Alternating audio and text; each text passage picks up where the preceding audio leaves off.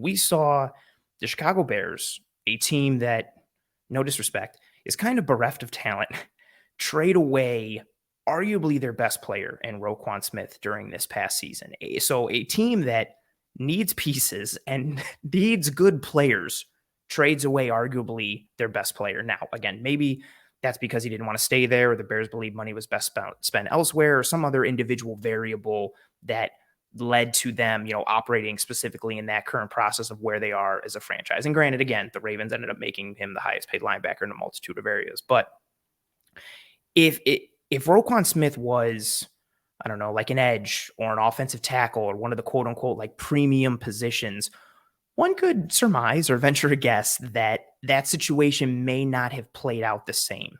And what we've seen recently is, off-ball linebacker contracts starting to creep up in average annual value to that of premium positions. So again, Roquan Smith reset the market. He's got a $20 million average annual value.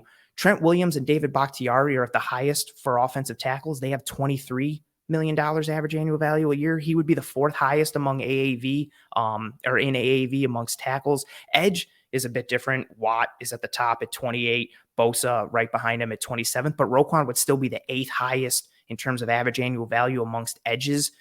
So again, that off-ball linebacker contract market's starting to creep up a little bit. We saw what Warner got last year. We saw what Leonard got right before that. Are these off-ball linebacker contracts worth it? Like, let's set the table with that. Are they worth what we're starting to see? Are they more of a luxury position? Are they one that teams can and should build around? Like, in your estimation, what is the state of that position? Yeah, so a lot of ways to attack that. So I'm actually from Chicago. I'm a Bears fan. And so, I think it plays into, I think luxury maybe is a strong word, but I think you see a situation like Fred Warner where if he's playing behind one of the best defensive lines in the NFL and he has his ability to cover number 3 receivers, cover tight ends, cover running backs, so cover the amount of space he covers. You're saying the word cover over and over again. You slipped me some money pre-show to get that. Cover one. Nice. Yeah. So like then I think it is where like his value can be tremendous and it's been great for that team. I do think Chicago thought, maybe it's not a premium position and we don't view it in that realm, but also it's not a foundational building block. It's more of if we have a lot of pieces already in place, then we'll go there because those guys are falling off pretty early too. They're not, they're not running backs or tight ends, but you don't see a lot of great linebackers that are 32, 33 years old. There's a couple, DeMario Davis, Bobby Wagner playing good football. So I think that's it. And then the interesting thing there, you mentioned edge as a comparison. You look at that market, you see the guys you mentioned plus CJ Mosley, I guess Foye Oluwakun's at 15, but and then it drops, right? Then the second tier is, in the 12, 13 range. And a lot of those guys are getting cut, and aren't staying in those deals very long. So I do think some of those premier athletes, some of those top of the line guys, and I think it's interesting. I think there's a lot of parallels with Roquan Smith and Tremaine Edmunds. And just one example, ignoring the 0 to 100 grades, I focus a lot more on our snap to snap grades, and use that through a lot of stuff behind the scenes. Both guys are funny in that they're top 10 in positively graded plays over the last couple of years, but they're also top 10 in negatively graded plays. And you mentioned pre-show how there's fans that think he's incredible and fans that think he's a burden. The Bears are the same way. There were some fans that were saying he's the best player on the team, give him whatever he wants, whatever. Other fans saying, oh, but he missed that tackle last week, so screw him. He's such a good athlete. He was in position to make that tackle where most guys probably wouldn't even have been, able to get there. And I do think Tremaine Edmunds is a similar talent, a similar athlete. So I think that covered a bunch of different angles. But long answer short, it's definitely devalued a little bit. And I think that mid-tier is kind of not really existent right now, but those premium guys are premium guys. You mentioned a piece that it was so huge for the Buffalo Bills this past year, and it's something I mentioned in relation to Tremaine Edmunds the past couple of years, is the linebacker position is so dependent upon what is going on in front of them. And the example I kept using, and I hate it because people will be like, oh, are you comparing Tremaine Edmunds to Ray Lewis? Like, what a stupid comp, and that's not where I was going. But you saw when Ray Lewis had Sam Adams and Tony Siragusa, and then when they started to kind of go away, the play didn't dip because he's one of the best linebackers of all time, but it kind of plateaued a little bit. And then they went back and got Haloti Ngata, and they kind of revamped that front because you want to keep those rangy, fast sideline to sideline athletic freaks at the second level. You want to keep them free. But again, it's so dependent upon what's going on in front of them. Do you think that limits the potential ceiling for linebackers in terms of where contracts can go because they are somewhat dependent on what is happening in front of them to really succeed? I think that is probably part of it, right? Where teams, when they sit back and look, not every team really cares a ton about positional value. I think it's more of a new age thing. You mentioned Roquan, so I'll say again, Ryan Poles kind of mentioned recently that he has positional value. He takes that into account, and it matters in how he wants to allocate resources. I think it's interesting because it goes both ways for me. So yes, if they don't have good guys in front of them, maybe it impacts their play. So you view them as a dependent player. But now, with teams getting lighter and lighter on the interior in a lot of cases, if you don't have a guy that can stack and shed and that can play through blocks and do a lot of things, then maybe there's more value with all these undersized defensive tackles. The flip side, though, a lot of teams don't want those guys. They want 230-pound linebackers that can cover and can deal with the stress of a lot of too high safety looks now. So they have more responsibilities down in the box because there's less guys in the box to help them out. So it's a fascinating position, right? Because it's so valuable if you're a force multiplier there. But I think it's also like if you're not, then it can look ugly pretty quickly. Yeah, that's an excellent way to put it. And it's such a again, it is a polarizing position to a degree from like a roster building perspective because especially for a team like the Bills, but I don't think this is necessarily unique to the Bills. Like in a world where teams want to use lighter boxes and they're in nickel personnel more, like those linebackers are majority of the time in some sort of state of conflict in a severe way with having to be responsible for the run and also having to be responsible for the pass horizontally, vertically. You have to honor what's going on in front of you, but also be aware peripherally in order to get back and carry, slot receivers or pick up, who's coming on the drag or the post and a variety of coverages. And then again, you have to come up and shoot gaps. Are you a force player? Are you filling? Are you spilling? Or do you have to stack and shed, which was a problem for Tremaine Edmunds the past couple of years before this one, where you were just seeing guards and the interior offensive linemen easily just climb to the second level and get their hands on him. And then you've got this athletic, rangy guy who's unable to make plays. And I think that's the nature of his juxtaposing play came for a lot of fans because be like, well, this guy can't get off a block and can't make a play. And it's like, yeah, but also not a lot of linebackers can nowadays. Like you don't want them to. You got these smaller linebackers who are built to roam and cover and shoot gaps. They're not built like the Levon Kirklands of the world where they're supposed to take on guards and blow them up and shed them and make a play in the hole. Like the nature has changed a little bit. And Roquan is a bit in that mold. He's obviously smaller than Tremaine Edmunds from a frame standpoint, but good coverage guy, very mobile. His deal was phenomenal for him from the Baltimore Ravens. $20 million in average annual value, which was the highest AAV. It also had the most total value for a linebacker contract, the highest signing bonus for a linebacker contract, the most guaranteed at signing for a linebacker contract. Do you see that contract? And again, I think this is in relation to Tremaine Edmunds. Do you see that Roquan deal setting the ceiling potentially for the linebacker market, or will these contracts continue to kind of one up each other as we have seen in other positions where it's like, oh, okay, Timmy got 20. Okay, the next guy's going to get 21 and then 22 and so on and so forth. Yeah, so for the most part, that is what's going to happen, right? Is that as time goes on, eventually you're going to get surpassed. It's not the league saying we think he's better than. Oftentimes, it's just, hey, the salary cap keeps going up. The next, like you said, the next Timmy on the that comes down the line is going to get a big deal. What's interesting to me is I think Tremaine Edmunds is going to get very close. I don't think he's ultimately going to pass him. I think it's going to be very, very close, though, and we'll get into that in a little bit. But you look at the recent first-round picks that could stress it. I don't think Devin White is held in super high regard right now. Kenneth Murray, Patrick Queen. I'm probably forgetting someone. But like those recent early draft, and it doesn't have to be a first-round pick, but just kind of the guys that come to mind, like they're not going to pass him. So I think he might hold on to it for one or two more off seasons, which is interesting because that is often not the case. But eventually, yeah, someone will come up and pass him. But yeah, I'm sure we'll get into that now. Tremaine's going to come pretty darn close, it sounds like. That's the number really that everyone's focusing on. Like, where does he come in relation to the linebackers at the top? Because you mentioned it. If we're just looking at it from an AAV standpoint, Roquan's at the top with 20. Shaq Leonard, I still keep going with Darius, but it's Shaq now. He's second at 19.7. Fred Warner is third at 19.045. And then you start to see that drop. Then it's Mosley at 17, Oluwakan at 15, Deion Jones was at 14.25, Shaq Thompson at 13.5. There is a significant difference between that top tier in terms of pay with Roquan and Leonard and Warner versus kind of everyone else. And enter Tremaine Edmunds, who can do so many unicorn and alien-like things on the field with his size and his frame, his ability to like a guy like Mecole Hardman, who's one of the fastest players in the NFL. Tremaine Edmunds can carry him like on a post up the field, and his ability to athletically function and close down on seemingly any route that comes into the interior of the field. And his coverage numbers continue to get better. And he had a really good 2022 per PFF. Amongst the 80 off-ball linebackers with at least 20% of coverage snaps in 2022, Edmunds had the 5th lowest reception percentage allowed. He was tied for the 7th lowest yards per reception. He was first in pass breakups. He had the 5th lowest quarterback rating allowed when targeted. If PFF grades are your thing, he was the number 1 graded coverage linebacker for PFF. And then also from a DVOA perspective, Edmunds is often patrolling that middle from a coverage standpoint. He's been a deterrent for so many years, but more splash plays this past year.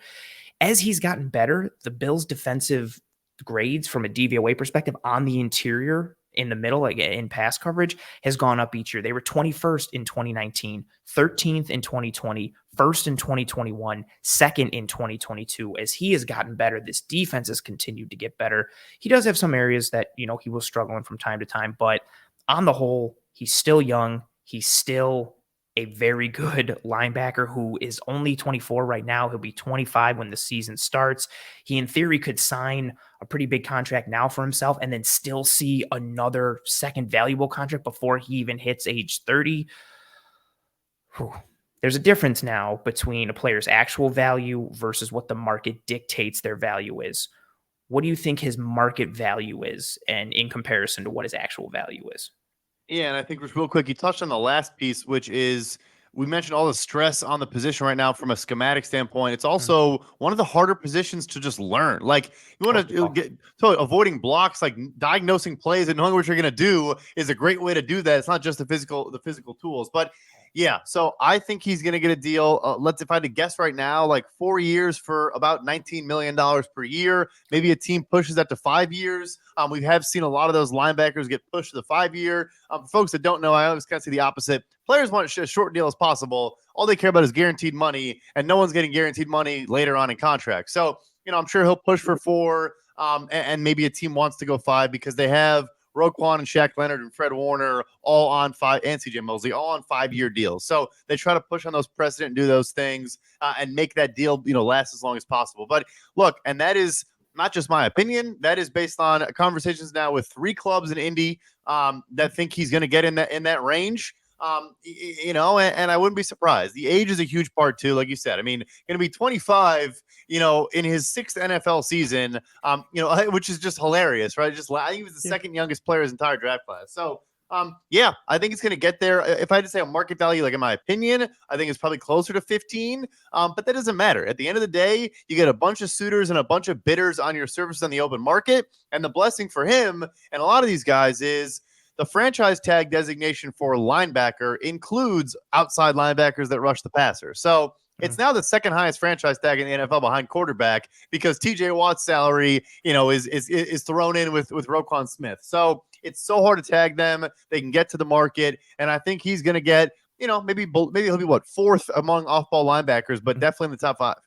I love the franchise tag piece that you mentioned because I have it in my notes. I've gotten so many questions throughout this offseason of why don't they tag me? Why don't they tag me? And I was like, because it's astronomically high. And I don't think people realize, that defensive end, edge, how positions are classified now as a roster spot, as a draft spot, more important financially, it kind of throws everything out of whack. And exactly to your point. Yeah. So someone's like, well, it can't be too high. He's with Roquan and Leonard and them, but the rest of the tiers, others no. He's also included with TJ Watt and Bosa and all those guys. And they make almost $30 million average annual value. So that tag is going to hit the moon attached to a rocket. I like where you have his contract at. So again, I dabble, projection for myself as well. I really feel like that 17 mil again. So Roquan is first at 20 average annual value. Leonard second at 19.7. Fred Warner third at 19.405. And then we have CJ Mosley 4th at 17 mil. I really feel like that 17 million from a market value standpoint really seems to be the sweet spot. I feel like he comes in somewhere. Again, you said that 19 piece. I have him at 18 just to kind of play devil's advocate for it. I'm really interested though, like you mentioned, the 5 or the 4 years. Does some team push for the 5? And because even if he does sign the 5, right? he finishes that deal and he's 30 years old. Like in theory, he could still again sign another good contract. If he signs a 4-year deal, he's 29 when he's an unrestricted free agent. But that average annual value in the total, I'm so interested because he's, from a production standpoint, some of the metrics, he's better than Fred Warner here, better than Leonard here, better than Roquan here. But overall, I don't think he's a better linebacker than Fred Warner or Leonard when healthy, or even Roquan.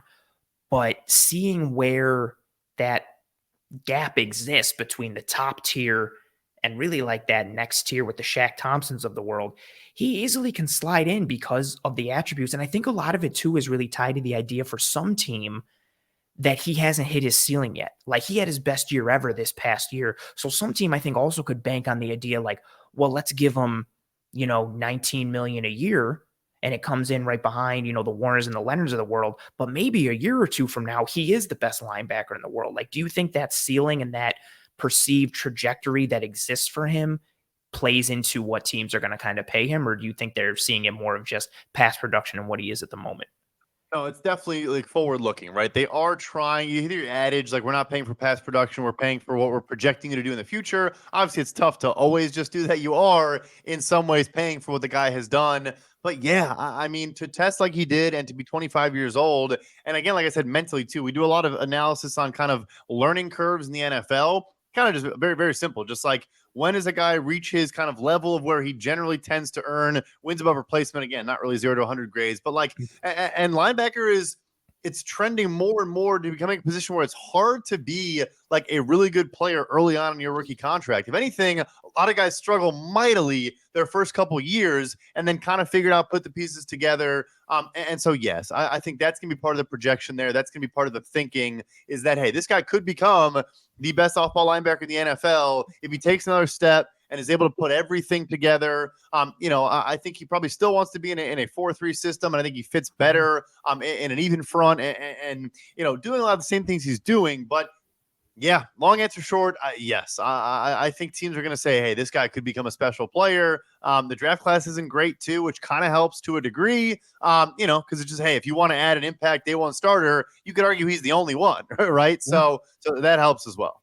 That's it. I love the point of the kind of the mental makeup and what's required of that position, because I think that's been lost in people's expectations for linebackers coming in. Like I saw it last year a lot when it was, people who wanted to get off the Edmunds train were like, trade him now and bring in Nakobe Dean or Devin Lloyd. And I had both of them graded and ranked higher than I do, whether it's Drew Sanders this year or Trenton Simpson. But either way, I don't think people understand like how taxing that position is, not just in the Bills defense, but in general, again, because what's asked of you, like you have to live in the dark and the light at the same time, having to play the run and the pass. Like, and then I don't know, are you also getting the green dot? And so you're also the play caller. And then are you also, adjusting the defensive line and making coverage like checks? Cause that's what Edmunds does for the Buffalo Bills. So asking somebody just to step in as a rookie and be like, hey, learn this new defense, fit the run, also cover, also tell everybody where they need to go. That's what we need from you. Okay, ready, break. Like that's a very like scary thing and not an easy thing to do if you're a rookie coming in. And that doesn't even take into account skill set and traits and frame and everything else needed to play the position. I think what's also interesting in this conversation, a couple of people brought it up in the chat. Matt Milano got a pretty good contract from the Bills. I think potentially under market value for some, based on what he was projected to get when he was an unrestricted free agent. He's got a contract with an average annual value of $10.375 million, a cap hit this year of 13.34, which is about 6% of the Bills cap in 2023. Granted, you can structure Tremaine Edmunds' deal to have lesser cap hits in 2023 and 2024, but they would be paying two off-ball linebackers pretty sizable contracts if they were to get Edmunds for anywhere close to what we're projecting. No other team is really in that stratosphere. You've got Fred Warner. I think Greenlaw is like 15th or somewhere around that ballpark in terms like of average 2 years, annual. 16, I think it is. So yeah, they have 19 and 8, and that is the only team that's even in that stratosphere. Correct. And it's not even, again, like it's just a huge gap between like what they are like from an average annual value standpoint. So then that comes back to that original question that we got into here where it's like, okay, is this a premium position? Is it not a premium position? Because now you're sinking big money into both of them. And especially for a Bills team that has gotten inconsistent play from their defensive line these past couple of years, including this past year. And you've got a position group that is, like we talked about, somewhat dependent on the play in front of them with that defensive line. Now you've got less financial capital to sink into that position grouping up front because you've sunk more money into the secondary or the second level there. It all adds up to this, again, this weird, wonky kind of situation. But again, fun for prognostication standpoint and projection standpoint. Oh, last point here for Mr. Edmunds. So we talked about the contract projection. What you think at the end of the day? Where do you think he ends up? If I had to guess, I would just go with Houston. I think you have D'Amico Ryans coming to the team, wants to maybe have, like you said, a guy that can get everyone in the right spot, a young secondary, a young defensive line, kind of a young team overall. But yeah, I mean, again, like we're talking about San Francisco and they value that position. I think he would bring him in and say, hey, you are the field general. You wear the green dot, do all those things. And I'll beef up the interior in front of you and help you do your job to the best of your ability. But yeah, I don't know. I love that match and that fit between those two guys. From a football perspective, I think that's absolutely beautiful. Like you've got a former NFL linebacker, one of the best defensive coordinators in the game, who was one of the most sought after young coaches, for a head coaching candidacy. And yeah, comes from that 49ers system, which was so successful. These, literally, I don't want to say any drop off, but maybe even surpassed what they were with Robert Saleh before he left to go to the Jets. And then, yeah, you've got his ability. Everybody that D'Amico Ryans touched in that linebacker group, whether it was Warner or Greenlaw or even Al-Shaair, like they all just play like velociraptors and are so good. And so now you're Tremaine Edmunds. You're going to go to this guy who, granted, is the head coach of a team that needs some help from a talent perspective, but who's had tremendous success, played the position, knows how to coach the position and lead that position, has had tremendous success. Like from a Tremaine Edmunds standpoint, I'd be like, okay, like that's appealing. And then also like you have a bunch of money, so you're probably going to throw a bunch of that money at me. That's kind of intriguing. And then also, no disrespect to anyone else, but like, I don't know, the AFC South is not great. So maybe if if you have a good offseason for the Texans, maybe you're looking at next year, you're competing for an AFC South title, because who knows what's happening with Tennessee? The Jags are on the rise. Who knows what happens with the Colts? Like a lot of intriguing pieces there. And when you put that article out, I read that and I was like, as a Bills fan, I was like, oh, that sucks because that's a really good fit. But as a football guy, I was like, oh, that's a really good fit. Like that makes Right, complete sense. right. Yeah. So it's tough piece.